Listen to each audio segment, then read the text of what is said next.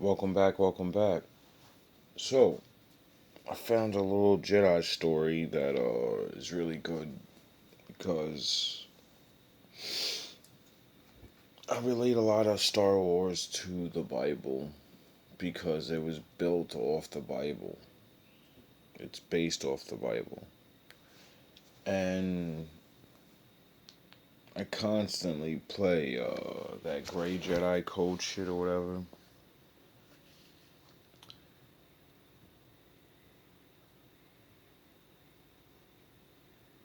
And this video explains a little bit, I guess, but it's not really about no Jedi codes, nothing. It's more about one Jedi that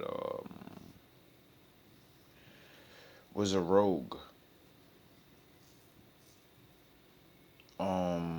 He was different,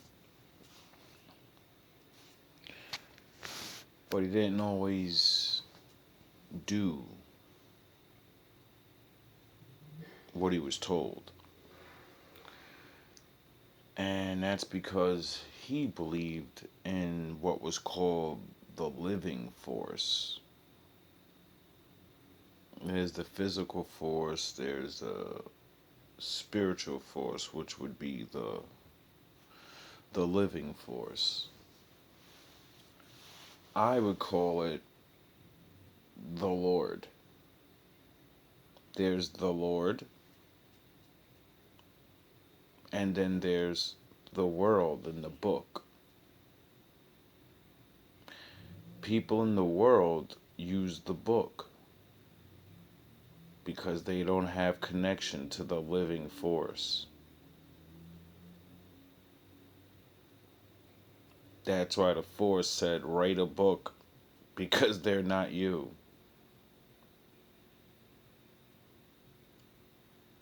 They need something to guide them because I won't. That's what the Bible says. I only deal with them. I won't deal with anybody else. So, in my journeys of learning about things, this helped me get an understanding of what I do.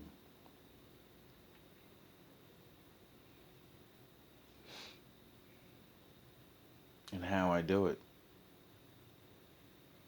Because I believe the Father's real. And I never needed a book to know it. The book just teaches me what I've already lived. We all live it. We all know the Lord's real. There's always a way to figure it out.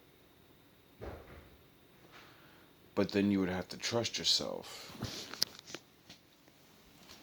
We don't live in a world where they teach us to do that. Detail in Star Wars. Of all the Jedi in the entire order, Qui-Gon Jinn was the Jedi that Sidious feared the absolute most. Greetings, Acolytes, and welcome back to the Archives. Both Sidious and Plagueis spent more time around the Jedi than any other Sith in history. Under their unique disguises as political figureheads, they often had dealings with the Jedi. So, this bad guy decided all the guys that came before me directly try to challenge these people. We hide away, we build our army, and then we go to war with them. And we lose, or we win, or we lose, and So he said, I'm done with doing what everybody else is doing. I'm gonna do it my way. So he joined the good side. Politically. And became like the most powerful person. And no one knew. They were so strong at sensing the force in other people and all this shit, they didn't notice the Sith Lord was walking around with these niggas the whole time. Learning everything with he became the fucking basically president. He had everybody's, you know, when you become president, you have like access to information on everything and everyone. So the worst bad guy in history just got access to everything and everyone because they follow the books.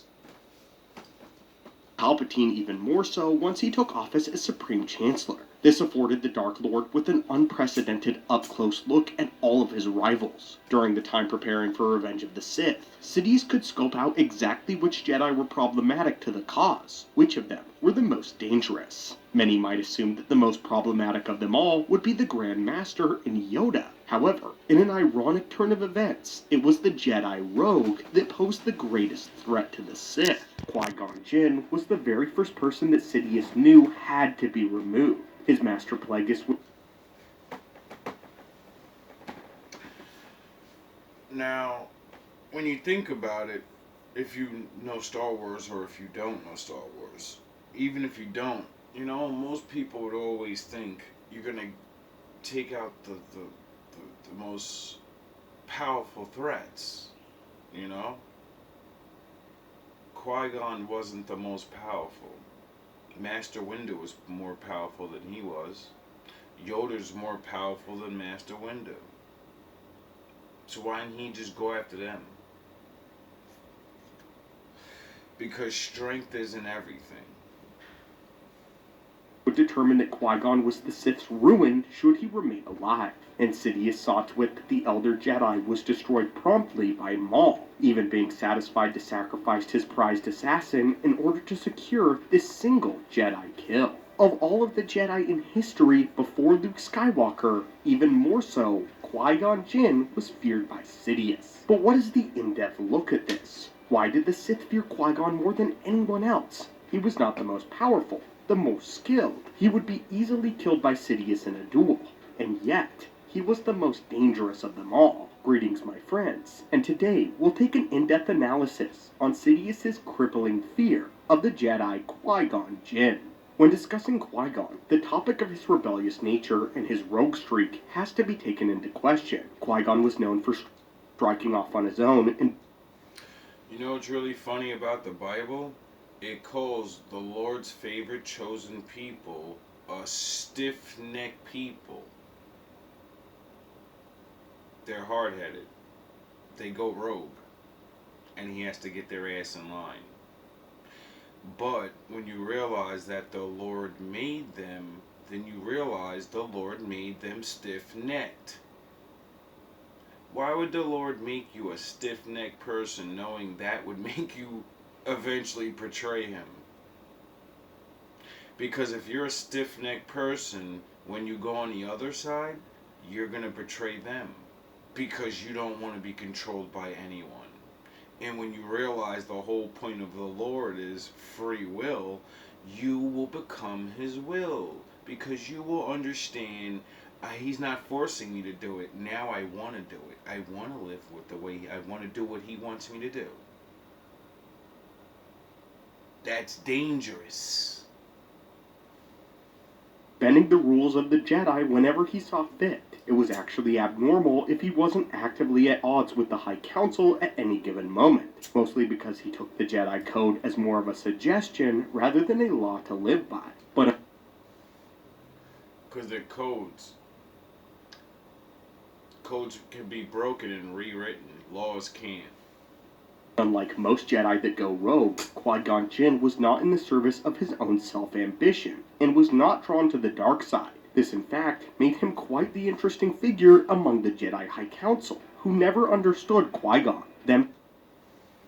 Because they can't get it through their heads. How can he be rogue-minded and disobey, but obey? He's gonna turn into a Sith Lord then. And he never would. Because they don't understand. You know? When you never seen something, when you never went through what they went through, or was created the way they were created, well, you're not going to understand. failing to see the unique relationship that he had developed with the living Force. Qui-Gon believed that a true Jedi's purpose was listening and obeying to the will of the Force itself. For Qui-Gon, the Force was the ultimate law, not the Jedi, since the Force presided over the entire universe. And what doesn't break, the law doesn't break. Codes break because men make codes. The law doesn't break because the law is the Lord. This was listening and obeying to the will of the Force itself. For Qui-Gon, the Force was the ultimate law, not the Jedi, since the Force presided over the entire universe. In Qui-Gon's mind, the laws of mortal society always came second to that of the Force. Qui-Gon believed that the Force dictated existence itself, and that the Jedi were merely servants of it rather than the wider order. And it was for this very reason that Master Qui-Gon Jinn did something that the other Jedi did not. Qui-Gon held great stake in prophecy. Even when the High Council in this era wrote off prophecies entirely, Qui-Gon Jinn... Oh, so even in Star Wars, the people that believe into the fluff, they wrote off nah, we don't need to pay attention to that old book no more.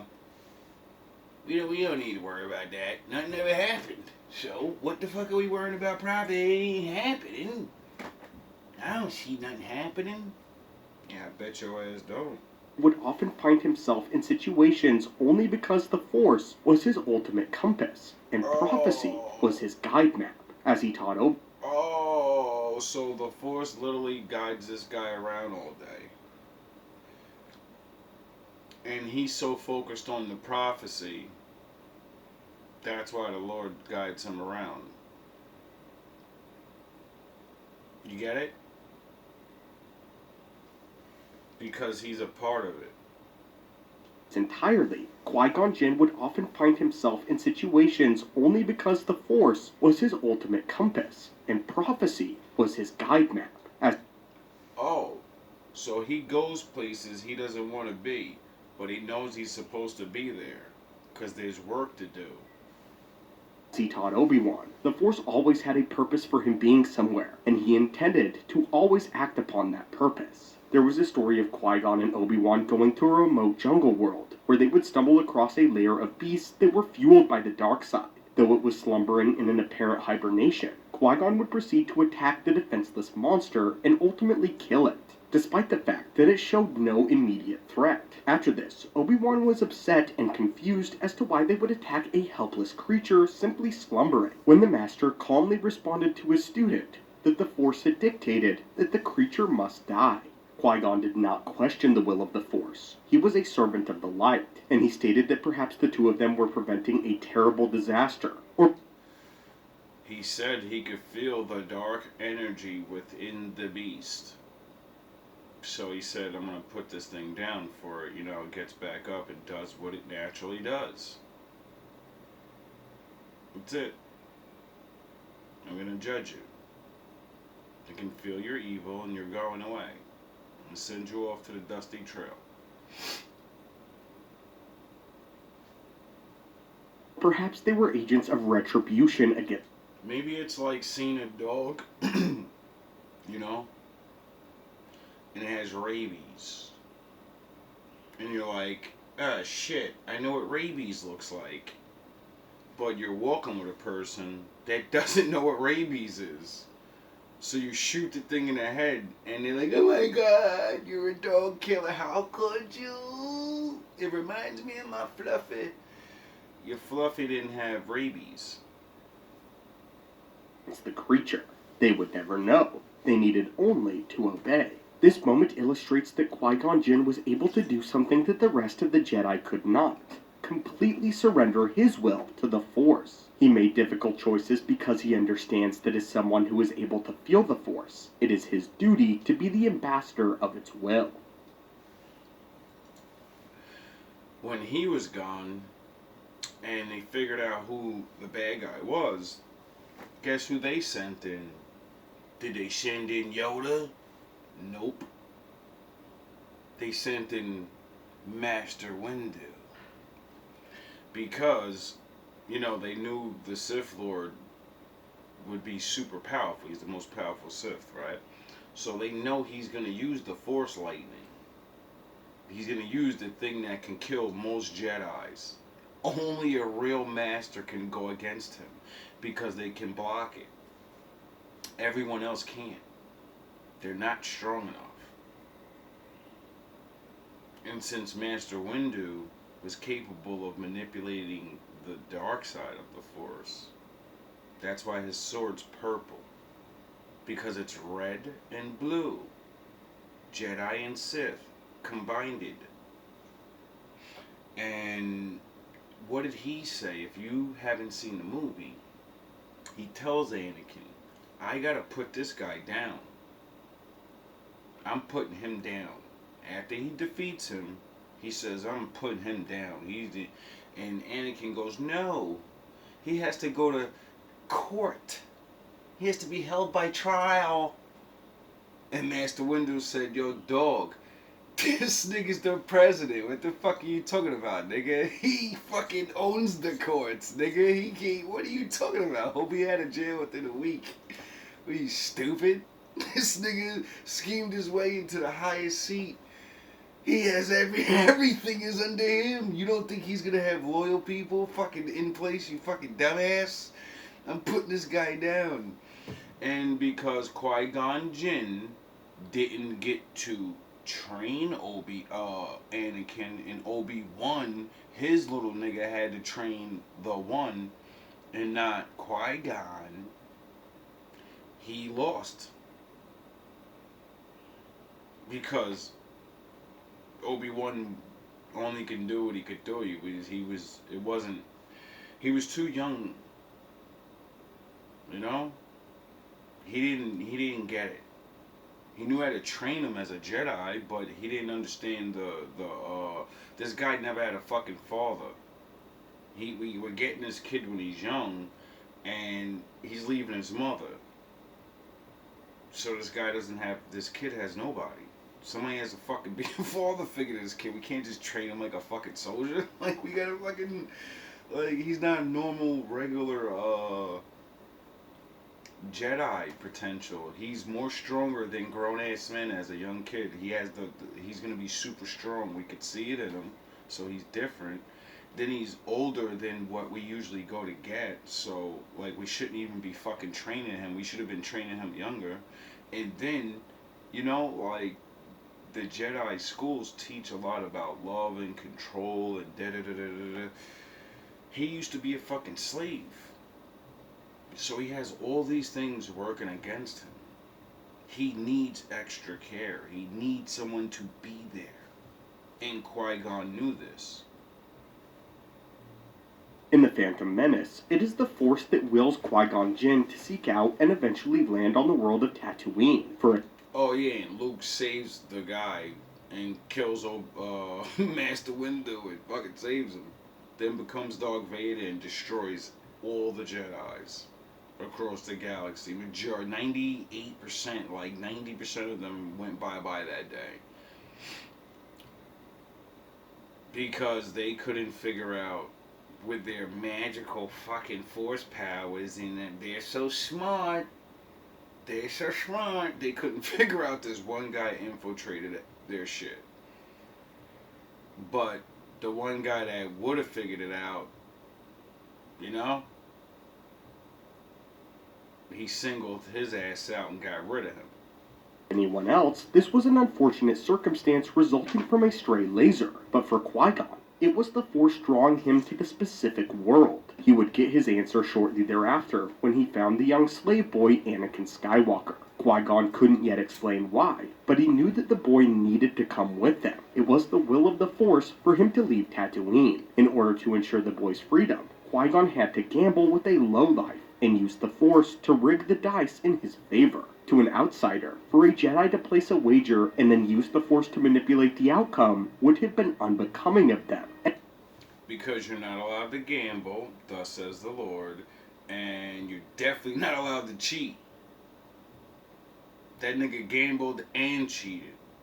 He said, I don't care about your man rules. That's the fucking one. I'm getting this kid the fuck out of here.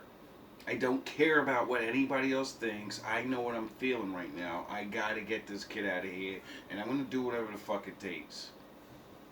And at the very worst, an abuse of the Force. But for Qui-Gon, bending the rules was necessary, and because of this, he secured the Chosen One. Qui-Gon's ear was always to the Force, when the rest of the Jedi clearly were not.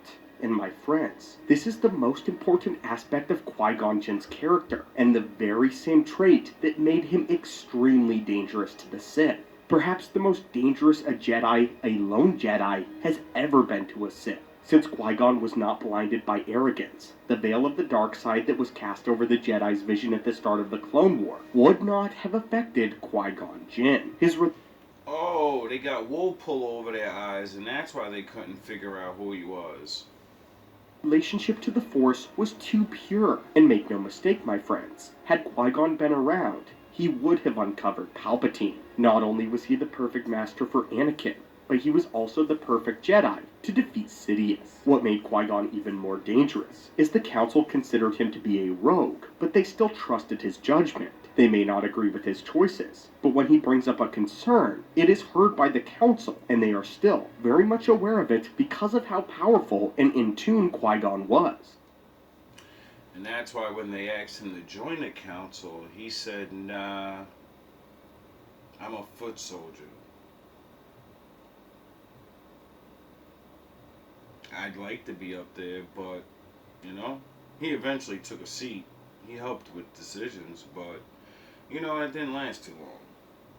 With this being an aspect that also made him very dangerous. In canon, we know that Qui-Gon Jinn was offered a seat on the Council specifically because of his perspectives. This kind of influence that he has with the higher-ups of the Order made Palpatine very uneasy, and if he were to discover the secret of the Sith, he would bring it to the Jedi Council, and Sidious would not have been ready. The Sith relied entirely on misdirection and staying hidden until the very moment where they needed to strike.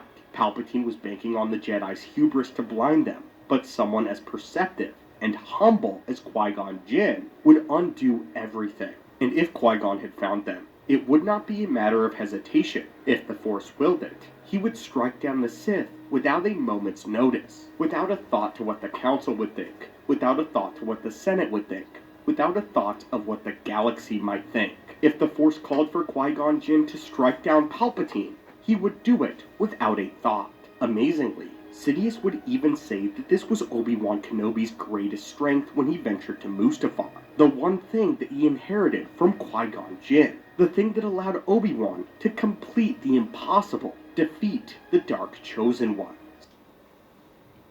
Because he wasn't stronger, yet he still beat that little motherfucker, didn't he? Sidious would... It's sort of like,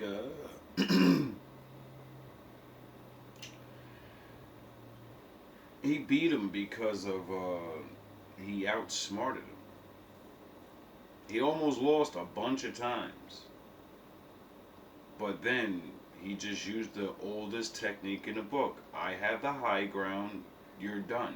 There's nothing you can do. He did all that fighting just to get the one good position, and then he told him, he's like, yo, bro, it's a wrap. He tells him, before he does it to him, it's a wrap. Stop while I can give you one more chance. And, you know, when you're stronger, you believe strength is all there is. You don't realize there's just natural things that stop strength. You don't need to be stronger than somebody all the time. You need to have the advantage by being smarter. Say this to Vader. Obi-Wan succeeded because he had one goal in mind, to kill Darth Vader. Had the rest of the Jedi shown such resolve, they would have been much more difficult to topple and destroy. Did he kill him? Nope. He showed mercy, and that cost him. Qui-Gon would have figured out who he was, he would have tried to get rid of him. You know, just like Master Windu did. But Anakin stopped Master Windu. Anakin only stopped Master Windu because Qui-Gon wasn't there, and the Sith Lord was raising him, getting in his mind. He didn't know what to think. He wanted to save his wife and his baby, This guy lied to him and said, I could teach you how to do immortality tricks. I can show you how to resurrect people from the dead. Ooh. And no. My father said, when you're gone, you're gone. That's it. So he was stupid enough to be so madly, blindly in love with this woman that he tried to save her, which threw him to the dark side. You see how thinking and teamwork and in the world of reality, everybody plays a part. This is why I say everyone's the one. You'll never see a story, you'll never see anything done good in this world without other people helping the one. The one can't be the one without the other people. Who's gonna find them? Who's gonna feed them? Who's gonna fight for them? Who's gonna train them? The one can't just be the one. Get it? And the people that need the one they gotta put their work in. They gotta be at their level so they can play their part in the story. Destroy. We may have lost. We have talked about this at length before, and the Jedi's resolve that makes them the most powerful. We believe that if the Jedi Order had followed Qui-Gon Jinn, they may have become as powerful as the Jedi of the Old Republic era, the truest warriors of the light. Beyond all of what Qui-Gon Jinn could do for the Jedi, though, Sidious feared most what he could do for Anakin. Qui-Gon Jinn was the father that Anakin always desperately needed. The father that Palpatine would eventually masquerade as. Palpatine built his foundation of trust and understanding with the boy who felt completely misunderstood and needed a father.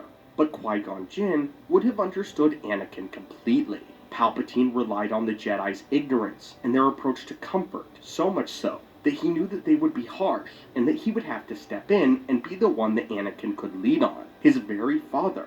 But Palpatine could never fill the space in Anakin's life, so long as Qui-Gon was doing it already. And that's why the Lord said, visit the widows and the homeless, because this is a recruiting place. Your kid will be recruited one way or another. I wonder why men always tell women, you should always have your family around you, you know? Your uncles, your brothers, if you don't have a father, you need to put a man as an example in front of them. And hopefully they'll be the cool uncle that wants to fucking teach and show things in the absence of that man. But we don't have families like that anymore. The cool uncle with no kids, he's a fucking weirdo. What's important to remember about Qui-Gon is that it is Plagueis that mentions to Sidious that he needs fear him, not by anything Plagueis said, but because Plagueis himself feared him. Plagueis had met Qui-Gon, and he knew that he was different. In fact, when it was revealed to Plagueis that it was Obi-Wan and Qui-Gon that were sent to be the ambassadors to the blockade of Naboo, Plagueis was drawn into a panic. He even says, "Worse news yet. I have met Qui-Gon, and he is nothing like the others." When Qui-Gon located the Chosen One, Sidious and Plagueis were filled with a fear that they had never sensed before. They saw everything crumbling down, and even believed for a moment that it was too late. After Anakin and Qui-Gon left the temple for the first time, Plagueis was watching them on a landing pad, and it was then that Plagueis had received a vision of the Clone Wars and Darth Vader. And here, Plagueis knew one thing to be true. If Qui-Gon Jinn were to train the boy, that the Sith would be obliterated, and that Qui-Gon must die. So in order for this one guy to complete his mission and dominate the whole fucking universe, he's got to take out a guy that he can take out himself. But he just can't get to him. He can't just walk up and do it.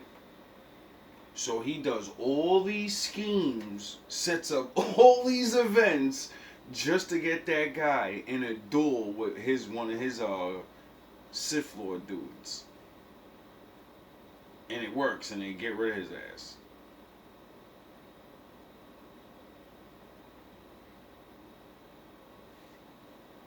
So much for being the best. Get it? You know what I mean? Like, everyone else stronger than him. You get it? You would think that's what they would be focused on. So everyone's gonna protect the fucking strong guys, and it did. But none of them knew that's not what's gonna end the war. The thinking, loving guy is gonna end the war by finding the one and loving him and raising him and showing him the force. The living force.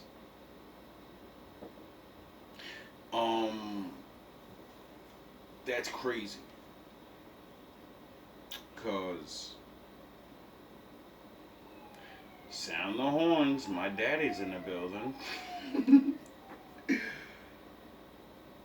All that means is, to me, with a guess,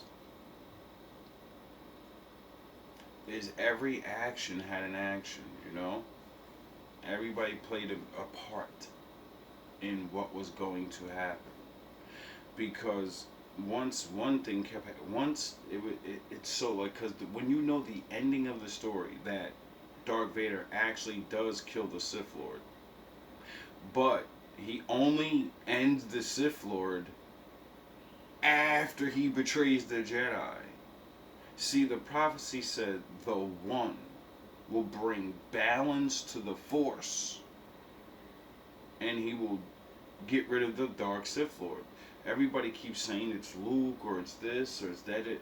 No, it's Anakin. He's the one that physically picked up the Sith Lord and got rid of him, threw his ass off. He got rid of him. He ended it. But, unfortunately, the balance of the Force meant majority of the Jedis are gone, and all the Sith Lords are gone. The Sith never die, though, so, they came back because it's a spirit, it's a force, And then the game started all over again. So, to me, that would indicate that whatever controls that reality, the Lord of that reality said, I'm doing a reset. You guys are you're running my team, but you're dumb, and your own ignorance is going to destroy you. My chosen one is going to obliterate you and them. Everyone's getting it, because that's how the story ends. Like, Anakin starts out on their team, obliterating all the bad guys. They damn near get the Sith Lords playing literally as he was infiltrating. He was sending Anakin and all the Jedis to get rid of his competition, all the other dudes that wanted to, So he used them to obliterate the evil in the universe, so he's the only strongest evil in the universe. Then he sets up a fucking war and fucking soups these dumbasses up to make a fucking robot army. Because robots can, press a button and they're under control. So he has his own evil army fighting against the good army, then makes the good guys make robots that he could take over, and then he figured out who Anakin was, got him on his side, made Order 66 happen, which is, all the robots and all the people he had under his belt go after the Jedi, all in one day, where there's nothing you can do. Your plans, your whatever, no, you're the dude next to you that's been riding with you for fucking years. He's gonna pull out and he's gonna empty. The soldiers and the droids, because it was the attack of the Clone Wars at this time when he actually does it. So they had a bunch of clones, and unbeknownst to the Jedi, just like the droids, the clones had like something in them where they could just all listen to him. And when the time came, that's what they did. And so basically, Palpatine used everyone to obliterate everyone. Get it? He used the good guys to obliterate the bad team that he grew. Was so smart that he got rid of all the people he would have had to share the power with. Then they had the fucking robot army as the bad team, and then he souped them up to make the clone army. Yeah, that's how it happened. And you get it? Like, it was just, this guy was something else. And then out of all of that, it took Anakin, well, his son, actually, to sacrifice himself. That's what woke Darth Vader up. Because he knew it was his son. He wanted to do what Palpatine did. He said, I'm a bad guy now. Because he was confused in his brain. He didn't give a fuck about what side he was on anymore. He said, it doesn't matter. As long as I'm on the side that has the power, I'm taking over, and there will be galactic peace. Because I'm gonna run this shit. But that's not the way it goes. It's just not the way it goes. So, when Palpatine tried to force him to delete his son, he was like, yeah, right, you're crazy. Because he was telling him, like, Father, I still believe in you. Period. I know you're a Jedi. I know you're in there. And I'm not going to fight you. I'm going to let you... You want to kill me?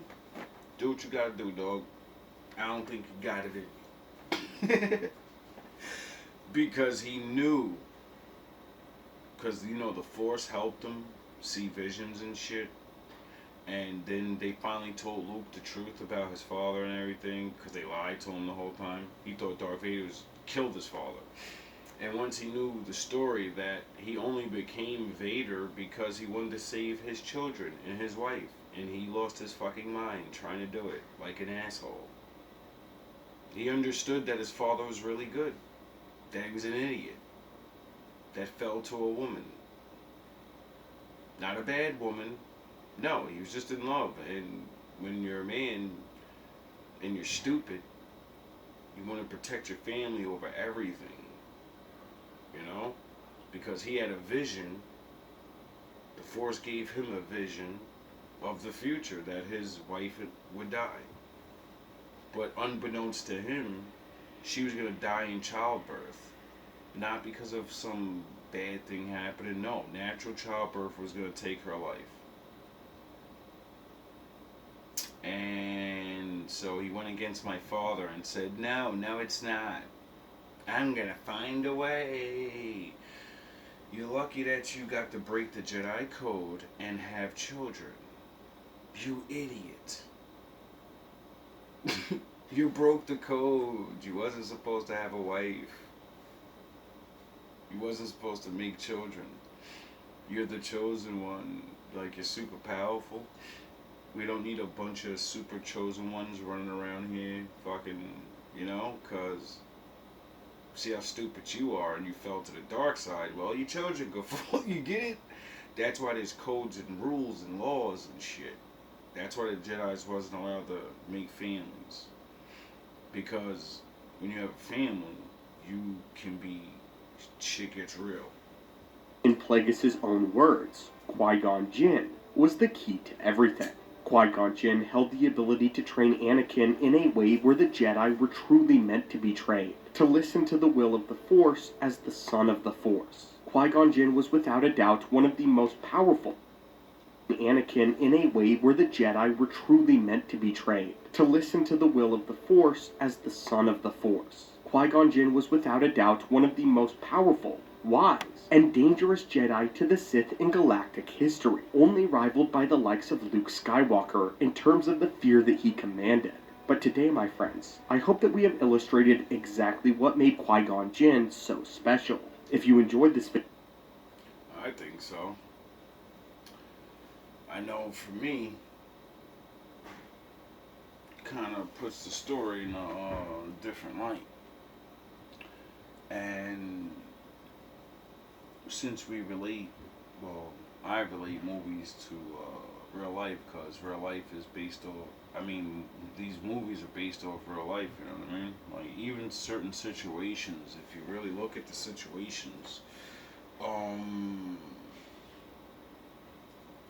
these type of things happen all the time. Plenty of children that could be good men. Sound of horns, my daddy's in the building. We live in an obliterated generation. You know? Like we're living in like these numbers for statistics of males not being in children's life is like war statistics. Like shit like this doesn't happen unless a big ass world war happens and everybody's fathers are gone and they fucking, you get it? They gotta go over and fight, and then like people go away. They go bye bye, get it? And then the fathers come home, and since war's really war, they don't come home as dads anymore. Some of them, you know what I mean? Like the numbers of role models not actually being in children's life just to direct them towards the simple things, is at a very, to me, I guess, all-time high. Because I don't care about the past. Well, I do care about the past. Don't let me sounds fucked up the way it's coming out. But what I mean is, generations before me, statistics don't matter because I don't have to live it. I'm living this. And it's not good. Also, I always liked the way that, I always thought that was one of the best movies of Star Wars because it was so, like, a lot of people didn't like it, the action, story, whatever, or certain things, but to me, just the storyline, one, it's so biblical, you know what I mean? So it's, like, basically fucking, the birth of the one.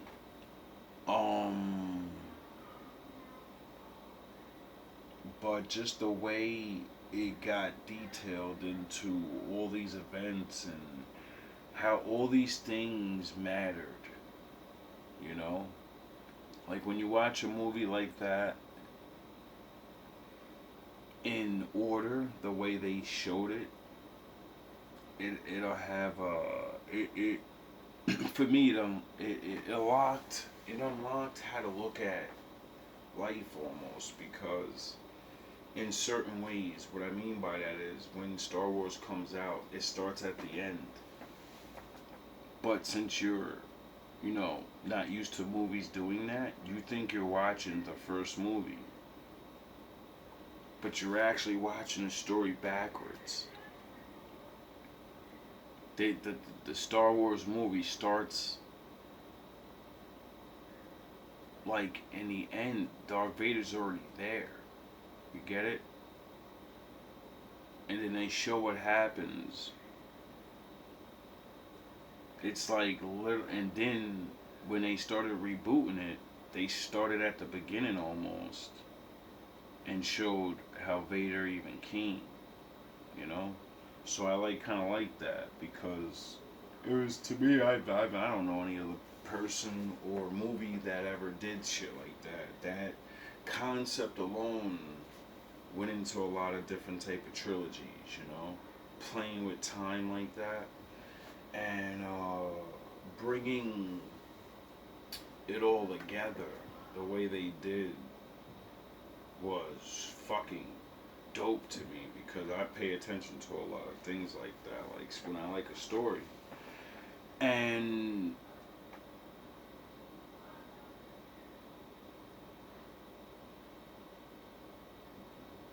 to me it was perfect, you know, because when you see it that bad, when you watch a movie, you know, good guys, bad guys, they always show like the good guys, like, you know,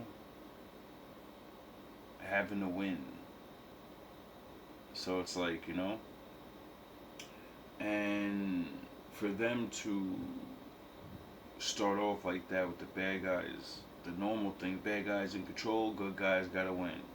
And then show you that's the future and the good guys were in control, but they lost. You always wonder, how the fuck did they lose? Like, what's going on? That's why I love that he waited and showed in the future when I'm older now all this shit, because I'm like, yo, that's dope. Because with that story right there and them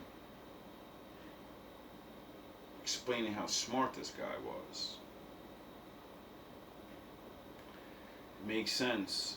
Because when growing up, I definitely would have never thought all these type of things, you know. Like, they put a lot of effort into that movie. And put a lot of different scenarios and scenes and different things that really, I believe, help with just seeing certain things, you know. Has a lot to do with a lot of religious beliefs and moral beliefs and just making decisions, period. I like movies like that.